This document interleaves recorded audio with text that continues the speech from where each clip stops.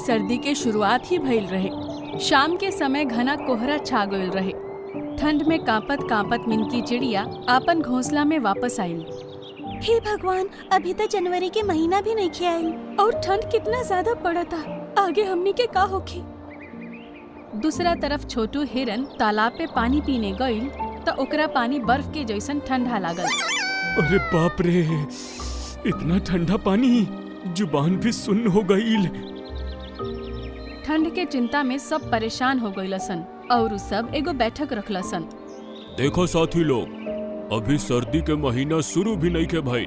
तेज दोपहर में भी हमनी पर धूप के कौनो फर्क नहीं के पड़त। साफ जाहिर बा ये बार सर्दी के कहर पिछला बार से भी ज्यादा बरसे वाला बा। ये तो बहुत बुरा होई।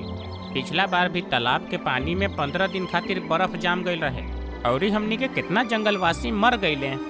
ई सब आपस में मशवरा करत ही रहन सा कि तभी ऊपर से एगो जाल अपाहिज सारस के ऊपर आके गिर गई। अरे ये जाल कहाँ से आ गईल? यस, हम पकड़ लीनी। तभी सामने से हाथ में बंदूक लेके एगो आदमी आवत नजर आइल।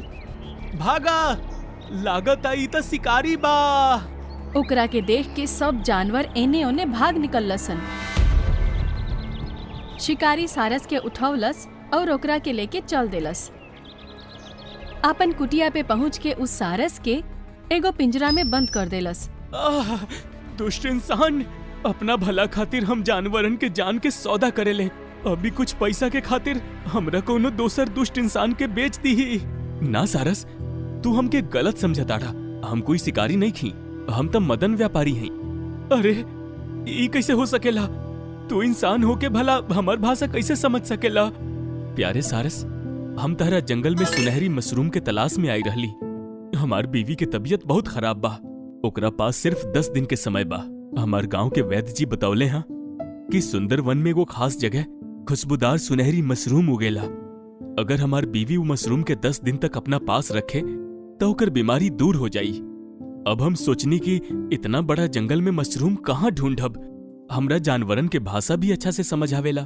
यही से हम सोचनी कि कौनो जानवर के पकड़ के ओकरा से वो मशरूम के बारे में पूछब और ही ओकरा बाद ओके हम आजाद कर देहब। लेकिन मदन भाई, हमरा तो कौनो सुनहरी मशरूम के बारे में नहीं के पता।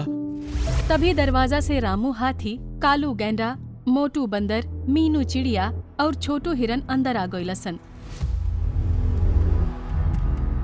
सारस, हम तोहके बचावे आइल बानी। गेंडा मदन के ऐसन टक्कर मरलस कि वो दूर जा गिरल।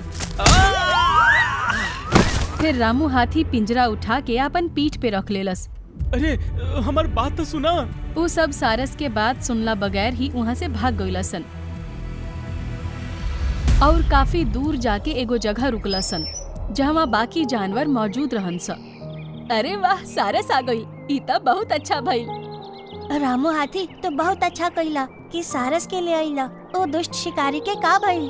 ओकरा तो हम ऐसन टक्कर मरली हाँ कि ओकर हड्डी के तो चूरन बन गयल होई। अरे वाह, अच्छा भइल, अच्छा भइल।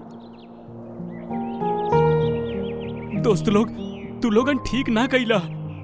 अरे ई का कह रहल बाड़ा? उ ना जाने तहरा साथे का करे वाला रहे। उ कोनो शिकारी नहीं खे, उ मदन व्यापारी हा और उ हमनी के जंगल में सिर्फ सुनहरी मशरूम के तलाश में आइल बा। ई कह के सारस सब जानवरन के पूरा बात बता देलस। अरे ई तो हमनी से बहुत बढ़न गलती हो गई। वो बेचारा जिंदा भी बा कि ना, हमनी के तो ये अंदाजा भी नहीं खे। ऊपर से इतना सर्दी, बेचारा के ना जानी का हल हो रहल होई। चाहे जो भी होए, हमनी के वजह से ओकरा चोट आइल बा तो ओकर बचावल भी हमनिये के फर्ज है। अब सब जानवर इकट्ठा होके ओकर कुटिया पे पहुँचलसन। मदन बहुत ही बुरा हालत में रहे। ओकर काफी खून बह चुकल रहे। अब सब जानवर ओकर सेवा में लाग गइलसन। मोंटू बंदर जड़ी बूटी तैयार कइलस और ओकर लेप ओकरा के लगौलस। 3 दिन तक ओकर सेवा करे के बाद आखिरकार ठीक हो गइल। हमके माफ कर द मदन। हमनी के लागल कि तू एगो शिकारी हुआ जे हमनी के पकड़े आइल बाड़ा। कोई बात ना, हम अब ठीक बानी। लेकिन वो मशरूम के बारे में तहरा में से कोई के नहीं के पता। ई बात हमके बड़ा अजीब लागता। रात होखत होखत अब ठंड बहुत ज्यादा बढ़ गईल रहे। सब जानवर उहे जगह पे रुक गईल सन। ठंड के मारे केहू के कुछ बोले के हिम्मत न होखत रहे। सब बुरा तरह से ठिठुरत रहन सब। अगला सुबह धूप निकलला पे कोहरा थोड़ा कम भइल। पूरा रात ठंड के वजह से तालाब पर पानी पिए जाए के हिम्मत भी ना भइल। चलो साथी लोग, तालाब पर जाके थोड़ा पानी पी लेहल जाए। सब जानवर और मदन तालाब खातिर निकल गइलसन और वहाँ पहुँचला पा उ सबके आँख हैरानी से फाटल रह गइल। ई कहा तालाब के पानी तब बर्फ बन गइल बा। जेकर डर रहे उहे भइल। अब हमनी के पानी के बिना कैसे जिंदा रहब? ई बात तो ठंड हमनी पर कहर ढा रहल बा। तू लोगन हमार जान बचावला, हम भी तहरा लोग के कुछ न होए देब और तहरा लोग के परेशानी दूर करब।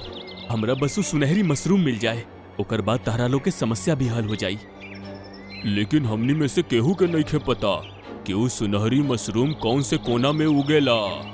ए पर मदन कुछ सोचलस और कहलस, का जंगल में ऐसा कौनो जगह बा जहाँ तारा लोग में से केहू नहीं के गई? अरे हाँ, याद आइल। हमनी के जंगल में एगो गुफा बा, ओकर दरवाजा कभी भी ना खुलेला।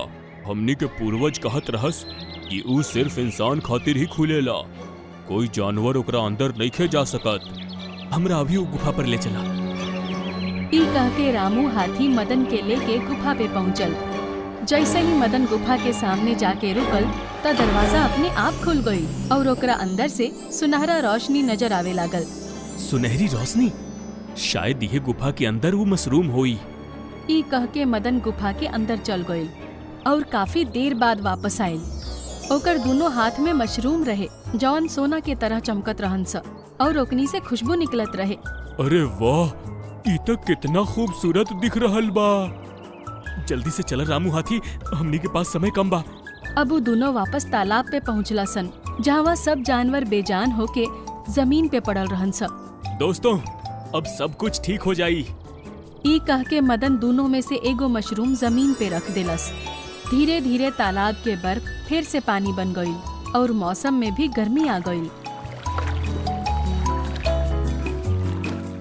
अरे वाह, मौसम बदल गई दोस्तों। सब जानवर तालाब से पानी पियला सन और ओकनी के जान में जान आइल। तू सब लोगन के सही सलामत देख के हमके बहुत अच्छा लगा था। लेकिन ये जादू भइल कैसे? दरअसल वैद्य जी हमके इहो बतावले, ई मशरूम सुनहरी भइला के साथ साथ तिलस्मी भी बा।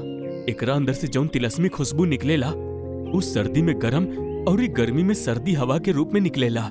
एकर मतलब बा कि अब तारा लोग के सर्दी और ई गर्मी दोनों मौसम में कोई तकलीफ ना हुई। ई सुन के सब जानवर खुशी से उछल पड़ला सन। अरे वाह, तहार बहुत बहुत शुक्रिया मदन व्यापारी। चला, अब हम चला तानी, हमरा अपन बीवी के जान बचावे के बा। दोबारा जरूर अइहा दोस्त। हाँ, अगला बार अपन बीवी के साथ लेके आइब। ई कह के मदन वहाँ से चल गईल और सब जानवर ओकरा के हाथ हिला के टाटा कहे लगलन स।